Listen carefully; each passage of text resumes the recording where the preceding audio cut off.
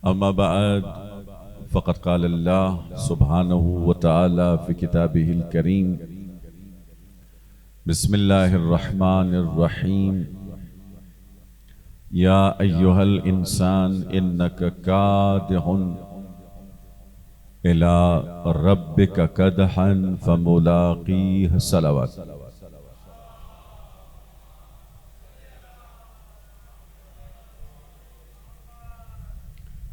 कुरान करीम ने मुसलसल इंसानों को अल्लाह की तरफ बुलाया है, ये कहकर कि आए इंसान, तेरी जिंदगी का मकसद सिर्फ और सिर्फ परवरदिगार है। इसलिए कि अल्लाह के अलावा कायनात में जो कुछ भी है वो महदूद है और इंसान की तमन्ना, इंसान की ख्वाहिश लामहदूद है। इंसान में मौजूद सलाहियतें लामहदूद हैं। इस इंसान में मौजूद पोटेंशियल लामहदूद है। ये सारे वो दलाइल हैं जिनसे पता चलता है कि इंसान की जिंदगी का मकसद कोई महदूद मखलूक नहीं हो सकती, बल्कि सिर्फ वो मकसद है जो अल्लाह का खालिक भी है और लामहदूद है। अब उस खालिक तक पहुंचने के लिए कुरान ने जो रास्ता बतलाया है वो इश्क और मोहब्बत का रास्ता है। अगर इंसान अपने रब तक पहुंचना चाहता है, अपने खालिक तक पहुंचना चाहता है और मुसलसल हर अच्छे और नेक अमल से पहले इसकी नीयत यह होती है कि कुर्बतन इल्लाह, किसी फकीर की मदद कर रहा है तो भी कुर्बतन इल्लाह कहता है, और नमाज अदा कर रहा है तो भी कुर्बतन इल्लाह कह रहा है।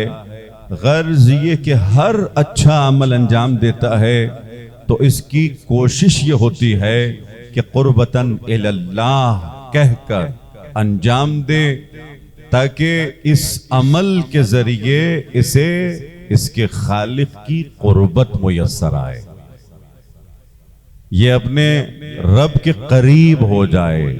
और साफ जाहिर है ये कुर्बत जिस्मानी कुर्बत नहीं है, ये कुर्बत रूहानी कुर्बत है। हमें पर्दों को चाक करके आहिस्ता आहिस्ता अपने रब के करीब होना है, लेकिन मोहब्बत रास्ता है। मोहब्बत में इतनी कुव्वत है कि इंसान इस कुव्वत के जरिए परवाज कर सकता है। और इसीलिए परवरदिगार आलम ने इरशाद फरमाया कि अगर ये चाहते हो मैं तुम्हें अपनी मोहब्बत दूं, तो वो मशहूर आयत जो आप उलमा से सुनते आए हैं, कुल इन कुंतुम तुहिब्बूनल्लाह फत्तबिऊनी, ऐ मेरे हबीब इन मुसलमानों से, मोमिनों से कह दीजिए कि अगर ये कहते हैं कि हमें अल्लाह से मोहब्बत है, तो अपने दावे में अगर कोई सच्चा है तो वो आपकी इताअत करे, आपकी पैरवी करे। ऐ मेरे हबीब वो तेरी पैरवी करें, वो इत्तबा की मंजिल पर आ जाएं, वो इताअत की मंजिल पर आ जाएं। और फिर क्या होगा, अगर कोई मोहब्बत का दावा करे, ये क्लेम करे कि मैं अल्लाह से मोहब्बत करता हूं, तो परवरदिगार कहता इताअत करोगे तो समझ में आएगा कि तुम अपने दावे में सच्चे हो या नहीं हो। लेकिन जब तुम इताअत का आगाज करोगे तो परवरदिगार खुद ये कहता है कि युहिब्बुकुमुल्लाह, फिर तुम इस मंजिल पर आ जाओगे कि तुम्हें दावा करने की जरूरत नहीं पड़ेगी।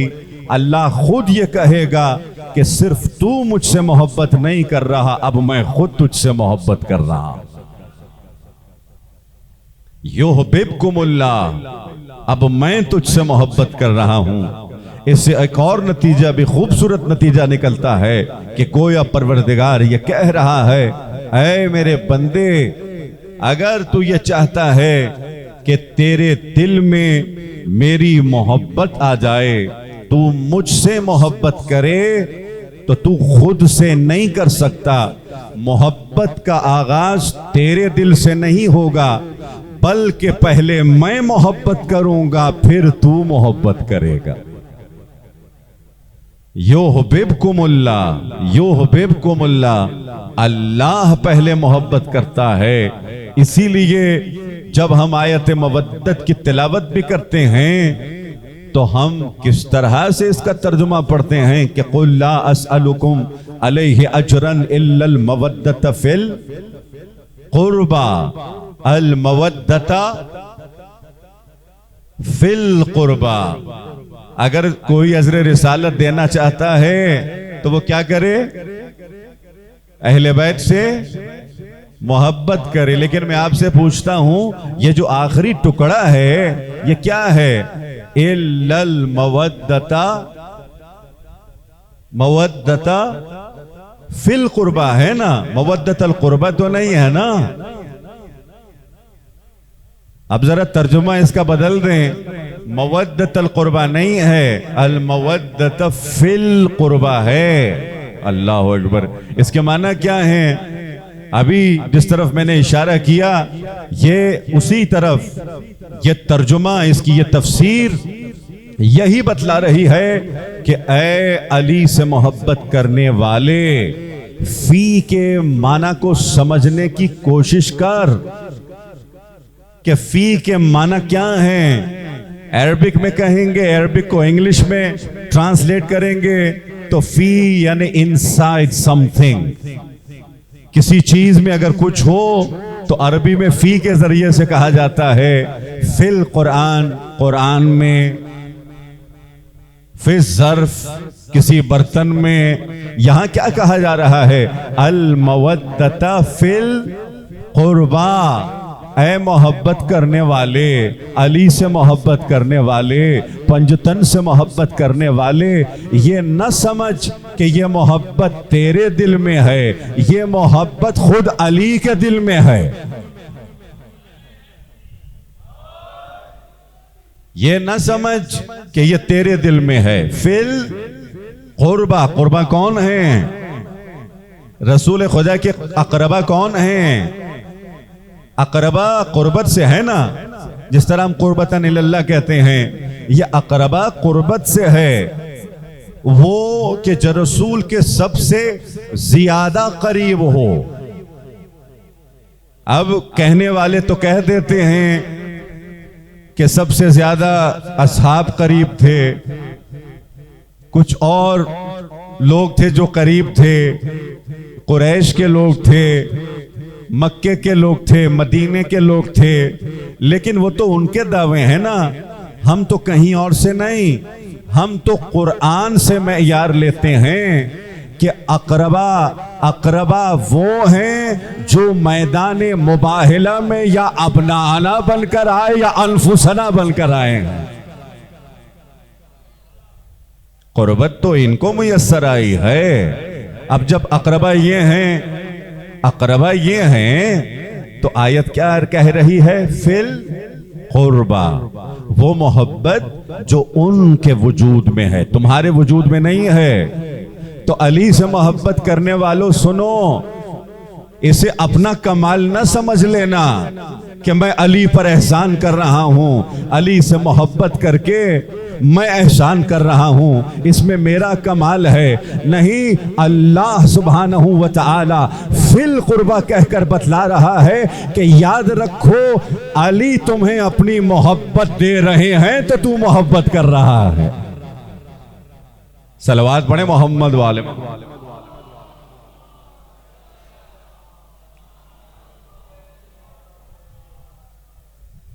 बारी दिगर सलवात।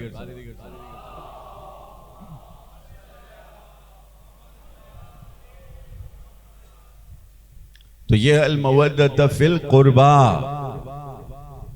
बिल्कुल यही लबो लहजा आप आयत मोहब्बत परवरदिगार में भी देखते हैं। कुल इन कुंतुम तुहिब्बूनल्लाह फत्तबिऊनी युहिब्बुकुमुल्लाह। पहले हमारी मोहब्बत की मंजिल थी, इंसान ने कहा परवरदिगार मैं तुझसे मोहब्बत करता हूं, फिर उसने कहा नहीं तुम मेरे रसूल की इताअत करो, मैं तुझसे मोहब्बत करूंगा, मैं तुझसे मोहब्बत करूंगा, और जब मैं मोहब्बत करूं तो मेरी मोहब्बत तेरे दिल में आ जाएगी। और फिर मोहब्बत का तकाजा क्या है? यगफिर लकुम जुनूबकुम, आप सब मेरे साथ हैं ना? व यगफिर लकुम जुनूबकुम। अब चूंकि वो अपने बंदों से मोहब्बत करता है ना, ये बंदा जो इताअत की मंजिल पे आ गया है, जो इत्तिबा की मंजिल पे आ गया है, तो कहता है अब जबकि तू मंजिल मोहब्बत पर, मंजिल इताअत पर आ गया है, चूंकि मैं तुझसे मोहब्बत करता हूं, तो यगफिर लकुम जुनूबकुम, मैं तेरे सारे गुनाहों को बख्शने वाला हूं। लेकिन शर्त तो यही है ना, इताअत करो, आओ इस मंजिल पर। वल्लाहु गफूरुर रहीम। नतीजा क्या निकला अज़ीज़ान मोहतरम? इस आयत का नतीजा क्या निकल रहा है? परवरदिगार ने कहा मैं तुझसे मोहब्बत करूंगा और तेरे गुनाहों को मुआफ कर दूंगा, तेरे गुनाहों को बख्श दूंगा। थोड़ा सा बदल कर कहूं, मैं तेरे दिल को पाक कर दूंगा, मैं तेरे दिल को पाक कर दूंगा, मैं तेरे दिल को ताहिर कर दूंगा। क्यों? इसलिए कि जब तेरा दिल ताहिर होगा तो उसमें मेरी मोहब्बत आएगी। जब तक ताहिर नहीं होगा तेरा दिल, मेरी मोहब्बत नहीं आ सकती तेरे दिल में। इसलिए कि मेरी मोहब्बत पाक है। अल्लाह की मोहब्बत मवद्दत अहले बैत से जुदा नहीं है। उस दिल में अहले बैत की मोहब्बत नहीं आ सकती जो दिल नजिस हो, जो दिल आलूदा हो। उस दिल में हुसैन की मोहब्बत आएगी, मौला हसन की मोहब्बत आएगी, जो पाक हों, जो पाक हों, वो दिल कि जो पाक हों, पाकीज़ा हों। क्यों? उनकी मोहब्बत आ रही है जिनकी शान में आयत तत्हीर नाजिल हुई है।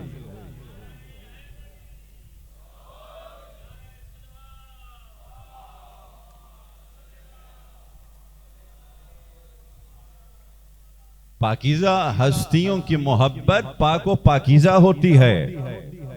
यहां किसी मजाजी महबूब की बात नहीं हो रही, यहां हकीकी महबूब की बात हो रही है।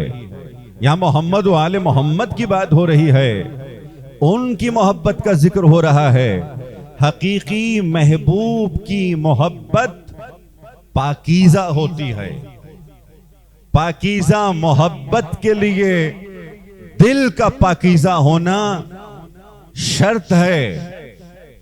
अगर दिल पाक है तो उनकी मोहब्बत आएगी। अब समझ में आ रहा है अब किस तरह से इसको पाकीज़गी मिलेगी। परवरदिगार खुद कह रहा है पहली मंजिल पे मैं तेरे दिल को पाक कर दूंगा, मैं तेरे दिल को पाकीज़ा बना दूंगा। लेकिन अब चूंकि मैंने तुझे इख्तियार दिया है, तू शायद फिर गुनाहों की तरफ चला जाए, तू शायद फिर मेरी मुखालिफत की तरफ चला जाए। लिहाजा इस मंजिल पर परवरदिगार ये कहता है ऐ मेरे बंदे, अब तुझे होशियार रहना है, तुझे खबरदार रहना है, इसलिए कि तेरे दिल में अब एक ऐसा सरमाया है जो किसी के पास नहीं है। सलवात पढ़े मोहम्मद वाले मोहम्मद।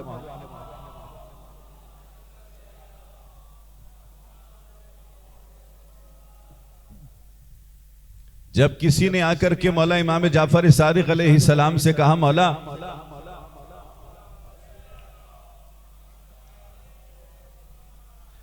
मैं फकीर हूं, मैं गरीब हूं, मुझे मदद की जरूरत है। अपना था, शिया था, मोमिन था, तो मौला ने कहा, तुम हमारे होकर अपने आप को फकीर कहते हो, यह कैसे मुमकिन है?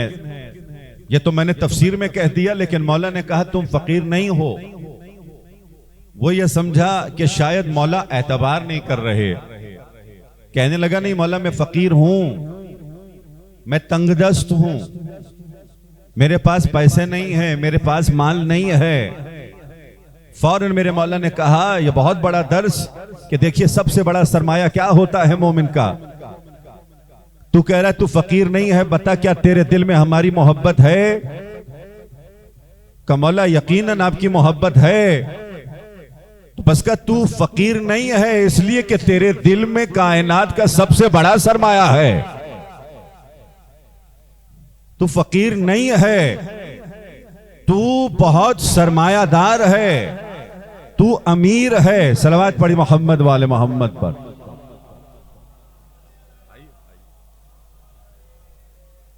बारी दिगर सलवात पढ़ी मोहम्मद वाले मोहम्मद पर।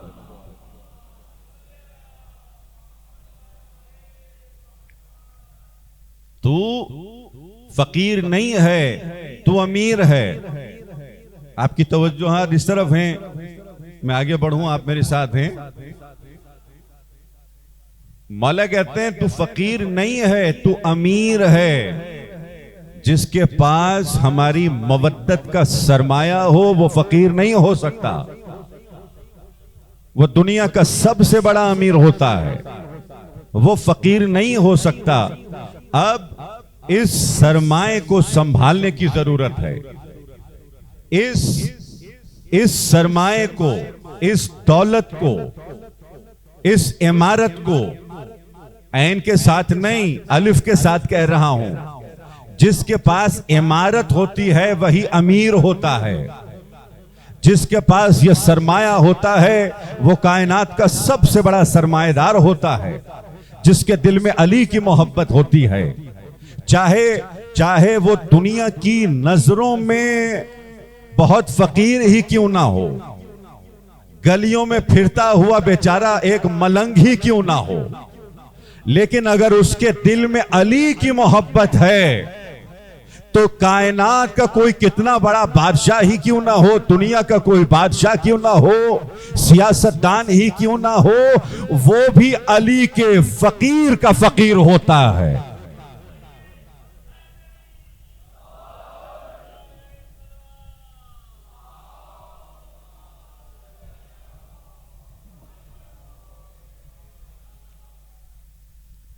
ये हमारी डेफिनेशंस हैं, ये दुनिया की डेफिनेशंस हैं, ये दुनिया की तारीफें हैं कि हम ये समझते हैं जिसके पास पैसा सबसे ज्यादा है वही अमीर है, जिसके पास माल सबसे ज्यादा है, जिसके पास बड़ी गाड़ियां हैं वो अमीर है। लेकिन मौला ने अपने इस चाहने वाले को बता दिया, तो मुझसे मोहब्बत करता है, असल में तो तू अमीर है, तू अमीर है। ये दुनिया की तारीफ है, ये दुनिया की डेफिनेशन है। ये दुनिया वाले उसकी इज्जत बहुत करते हैं जिसके पास पैसा बहुत होता है। इसमें यह दर्स भी है, जिसके दिल में अली की मोहब्बत है, कोई अली का चाहने वाला है, वो कितना ही फकीर क्यों ना हो, अली के शियों में उसका एहतराम होना चाहिए। कितना ही फकीर क्यों ना हो, कपड़े फटे हुए हों,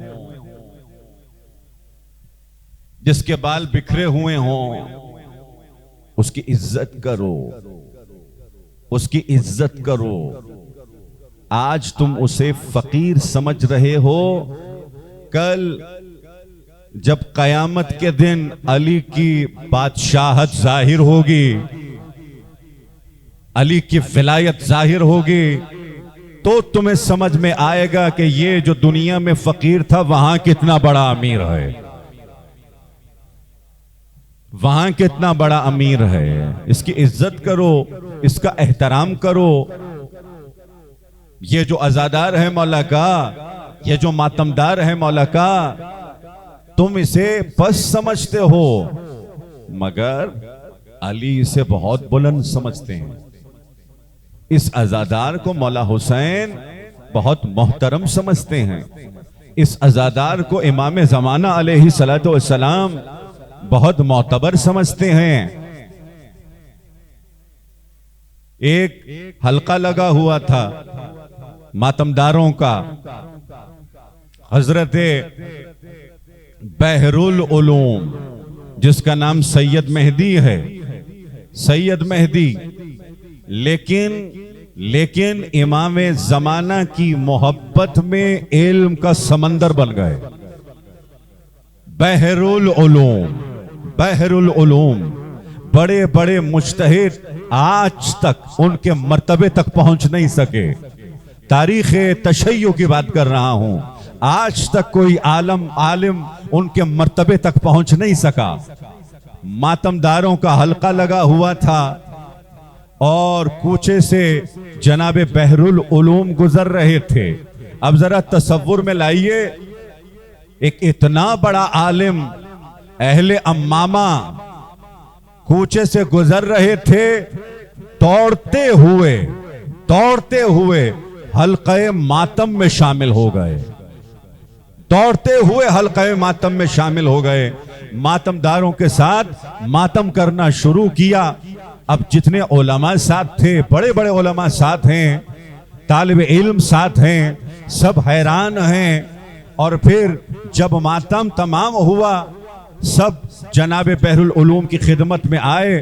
क़िबला, माजरा क्या है, आप क्यों दौड़ते हुए हल्क़े मातम में शामिल हो गए? तो कहने लगे, इसलिए कि इस हल्क़े मातम में इमाम ज़माना भी मातम कर रहे थे।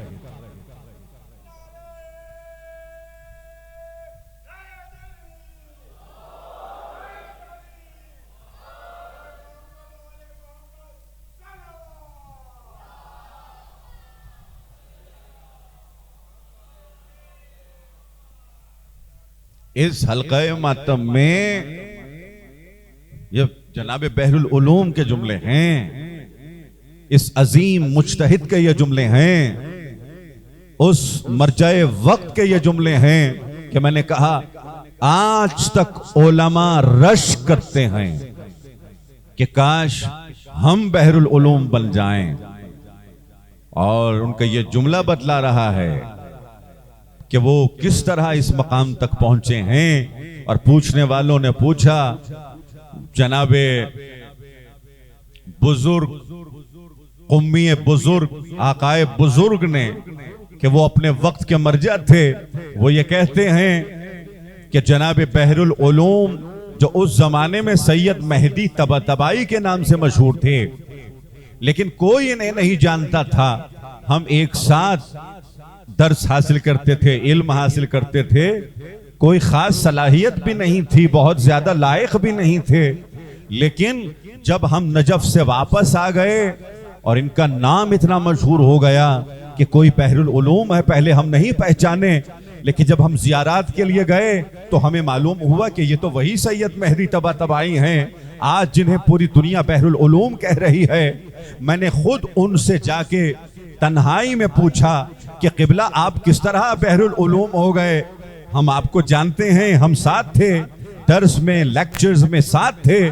तो बहरुल उलूम ये कहने लगे कि क़िबला, बात ये है कि बस एक दफा इमाम ज़माना ने मुझे सीने से लगाया और वहां समंदर इल्म से एक कतरा मेरे दिल में आ गया।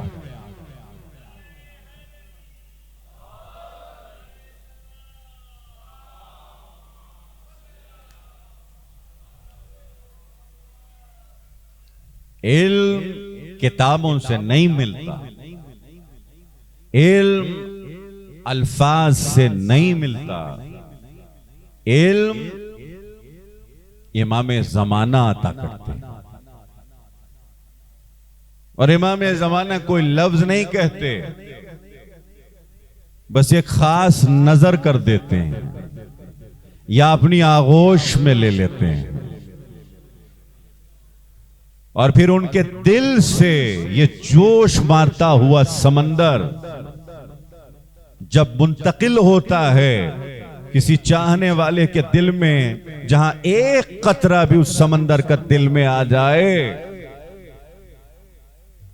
तो ये आम तालिबे इल्म बहरुल उलूम बन जाता है, उलूम का समंदर बन जाता है। इसीलिए कुरान मुसलसल यही कह रहा है, इनसे तवस्सुल करो, इनसे इस्तिगासा करो, अपने मौला से मांगो। सिर्फ मजलिसों में आकर मौला से ना मांगो, सिर्फ महफिलों में जाके मौला से ना मांगो, बल्कि हर रोज जितना अपने मौला को याद कर सकते हो याद करो और गिड़गिड़ा कर मांगो, मौला मुझे वो नेमत दीजिए कि जो आपने हजरत सलमान जैसे सहाबियों को अता किया। इमाम ज़माना की खिदमत में इस्तिगासा करें, मौला अली की खिदमत में इस्तिगासा करें, मौला मैं भी सलमान बनना चाहता हूं, मैं भी ये चाहता हूं कि मेरे दिल से दुनिया की मोहब्बत खत्म हो जाए। ठीक है मैं दुनिया कमाऊं, पैसा कमाऊं, मगर मैं दुनिया का गुलाम न बन जाऊं, मैं दौलत का गुलाम न बन जाऊं, मेरे पैरों में दुनिया की गुलामी की जंजीरें ना हो, मैं आजाद रहूं। ये आयतें यही कह रही हैं, जिसके दिल में आलूदगी है, जिसके दिल में निजासत है, दरअसल उसके दिल में गैरे परवरदिगार और अहले बैत से अलावा जो लोग हैं या दुनिया है उनकी मोहब्बत दिल में है। चाहे वो पैसा हो, माल हो, दौलत हो। लेकिन इन मजलिसों में बतौर खास मैं कह रहा हूं, हर लहजा हम यहां तशरीफ फरमा, आपसे तशरीफ फरमा हैं फर्श अज़ा पर, हर लहजा जो भी बात आपको अच्छी लगे फौरन बारगाहे इमाम ज़माना में दुआ करें, मौला मुझे भी ये अमल नसीब फरमा, मुझे भी ऐसी मोहब्बत दे, मुझे भी ऐसा खुलूस दे, मुझे भी ऐसी आदत दे, ऐसी सिफत दे। और फिर बतौर खास मसाइब के दौरान मौला से मांगे, और सबसे बढ़कर शहजादी से मांगे। हमारे दिल में उस वक्त इनकी मोहब्बत आएगी, अल्लाह की मोहब्बत आएगी, जब हम इस दिल से दुनियावी ख्वाहिशात को निकाल देंगे, तब ये मोहब्बत आएगी। और हमें बहुत एहतियात करना चाहिए, हमेशा विजिलेंट रहना चाहिए, जो इंग्लिश में कहते हैं। एक लहजे के लिए भी हमारी तवज्जो इधर उधर ना हो।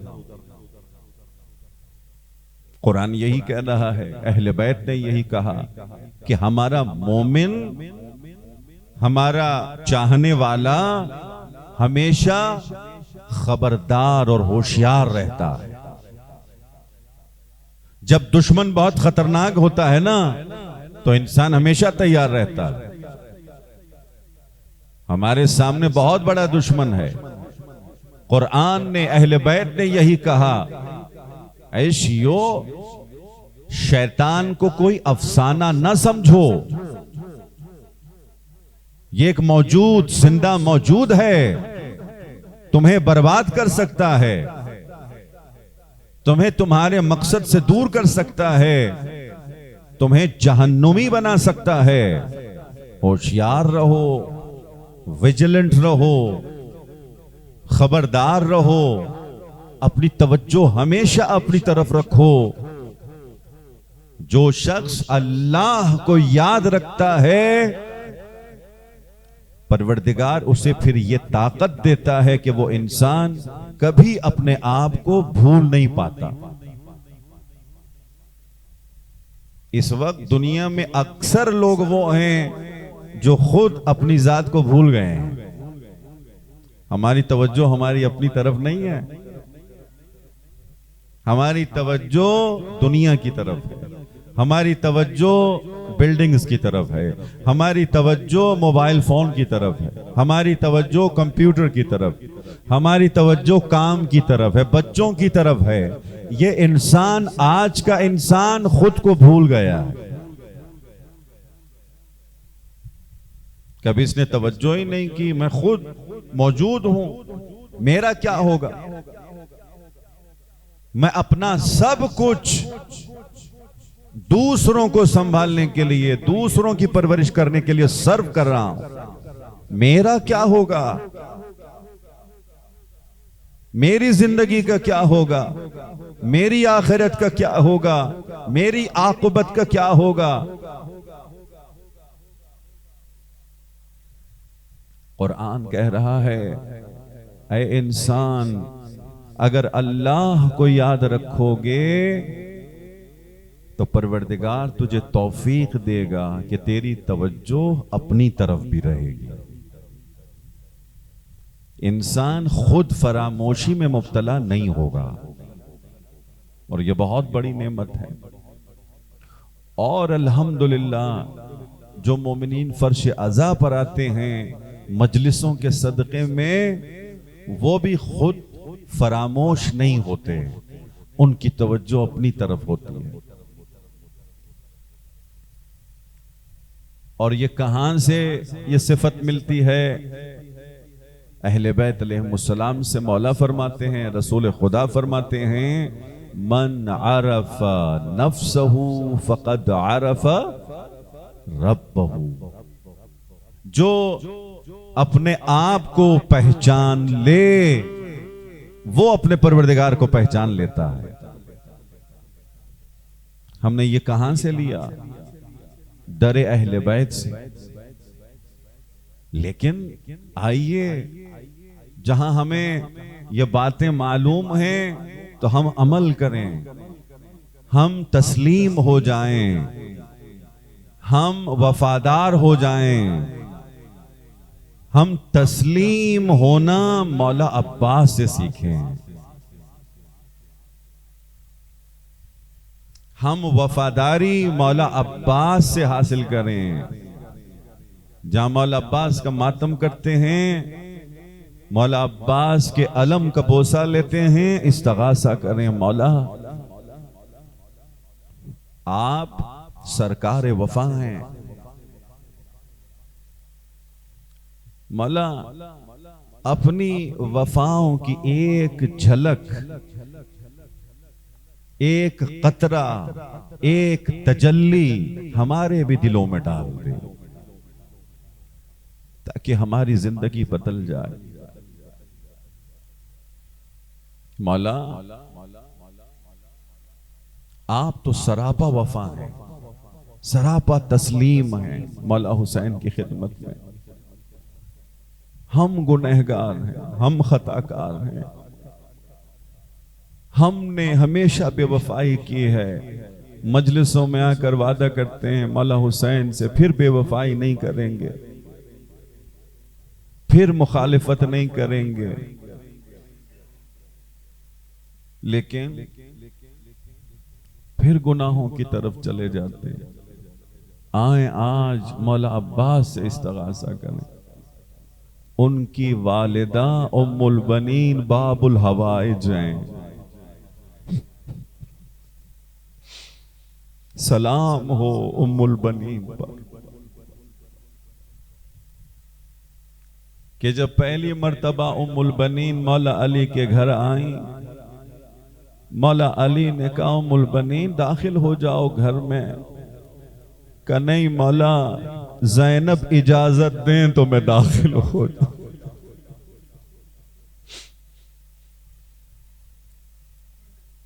अपने बच्चों से कहा, खुसूसन अब्बास से कहा, अब्बास बेटा तू मेरा बेटा है, तेरी मां जहरा नहीं है, तू इस कनीस का बेटा है, लिहाजा कभी हुसैन को भाई न कहना, वो तेरा मौला है, वो तेरा सैयद है, वो तेरा सरदार है। हमेशा हुसैन को मौला कहना, सैयद कह के पुकारना। अल्लाहुम्मा सल्लि अला मुहम्मद व आले मुहम्मद। अल्लाहुम्मा सल्लि अला व आले मुहम्मद। या अल्लाह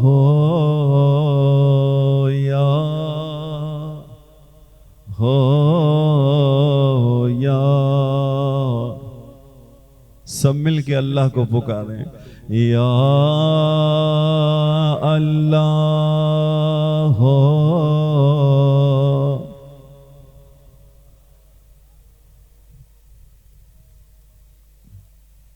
या अल्लाह या अल्लाह। अस्सलामु अलल हुसैन व अला अली इब्न हुसैन। चले मिलके करबला चलते हैं। व अला अली इब्न हुसैन व अला औलाद हुसैन व अला अस्हाब हुसैन।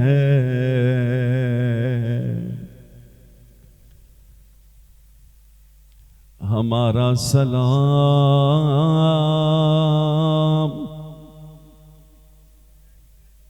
उस बीबी पर जिसने हुसैन पे अपने सारे बच्चे कुर्बान कर दिए हैं। करबला के बाद जब सारी बीबियां मदीने आई,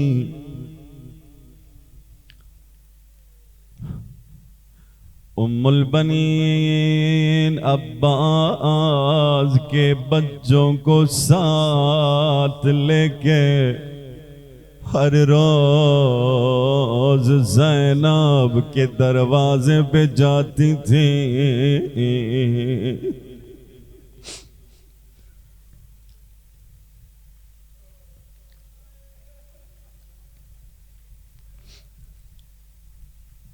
जब शहजादी दरवाजा खोलती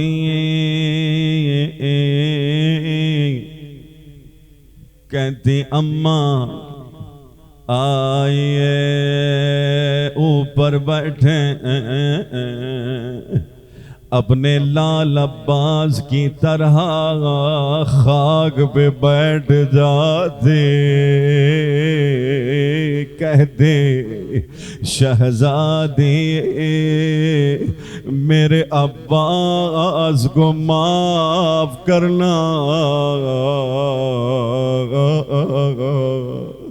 अगर अब्बास के बाजू न कटते तेरे ओन मोहम्मद शहीद न होते।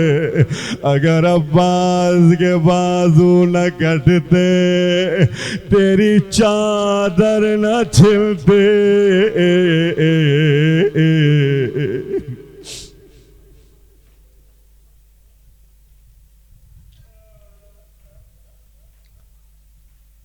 बीबी ज़ैनब कहती अम्मा जान हमें शर्मिंदा न करें, अब्बास ने वफा की इंतहा कर दी।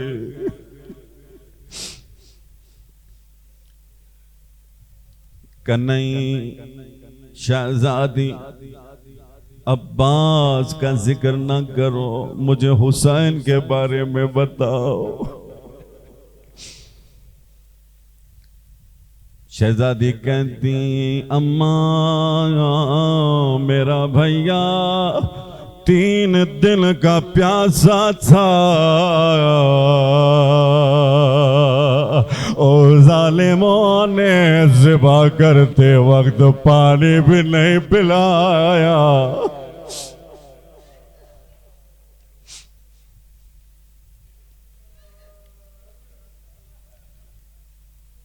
ज़ैनब शहजादी ऐ सैयदा ये कैसे मुमकिन है, अगर हुसैन इस तरह शहीद हो गए, उस वक्त मेरा अब्बास किधर था।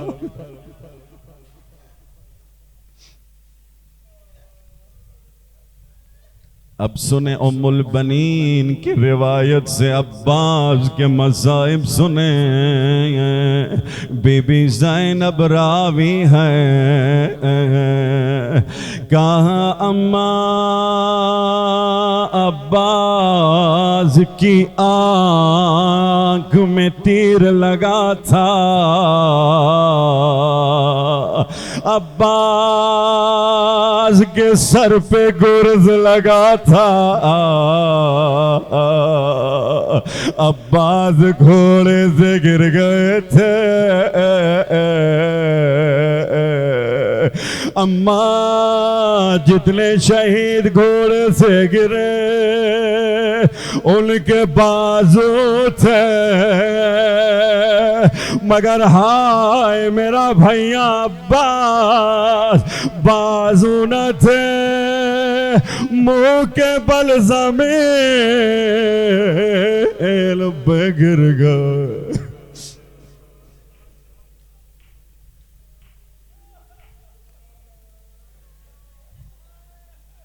उम्मुल बनीन ने गिरिया नहीं किया। कन्हई शहजादी ऐ सैयदा मैं मान नहीं सकती कि किसी ने मेरे अब्बास के सर पे गुर्ज मारा हो। मेरा अब्बास बड़ा कद वाला था, कोई अब्बास के सर तक पहुंच भी नहीं सकता था। का नहीं अम्मा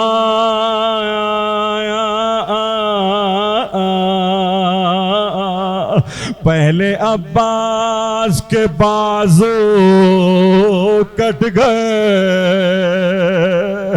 फिर तीर आंख में लगा, तीर निकालना चाहते थे, घुटने ऊपर उठाए, सर को झुकाया, जालिम ने गुर्ज मारा।